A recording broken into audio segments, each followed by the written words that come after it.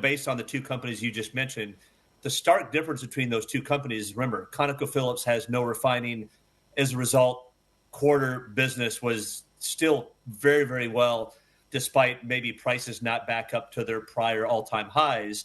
Then you look at somebody like Total, and again, upstream was okay, but where they really had pressure, and you pointed out exactly right, was on the refining side. So I'm more concerned about a lot of the integrateds. You mentioned Chevron, Exxon next week. You had Shell, Total. Those names are getting pressured, not necessarily because the upstream, it's really downstream. I mean, you have now very recently, most of these refining margins are now hitting lows that we haven't seen since 2020. There's just too much supply, and the petroleum product, that they're selling, there's just not enough demand for that. But the simple answer is still, despite that, I think you're going to. You mentioned you have Conoco talking about $9 billion over the course of this year of buybacks. You mentioned the $2 billion for Total.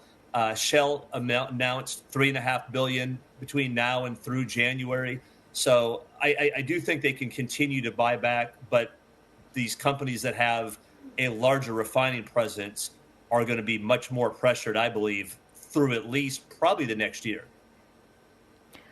A broader question, Neal, is about the market's sudden interest, or emerging interest, I should say, in nuclear energy and green energy.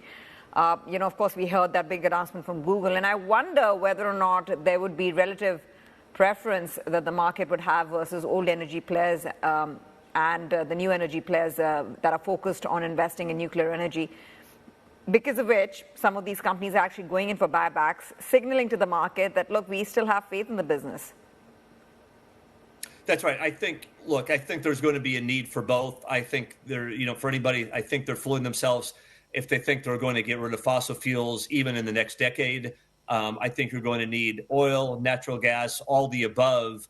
And I think, as you pointed out, there's very few companies that's giving back or giving these type of shareholder returns right now. I don't care what sort of segment it's in, but a lot of my companies are not only right now having dividend yields over 5 or 6%, but you mentioned the billions of dollars that they're buying back in stocks. So I think that combination, or their total shareholder return, I believe for the group is second to none.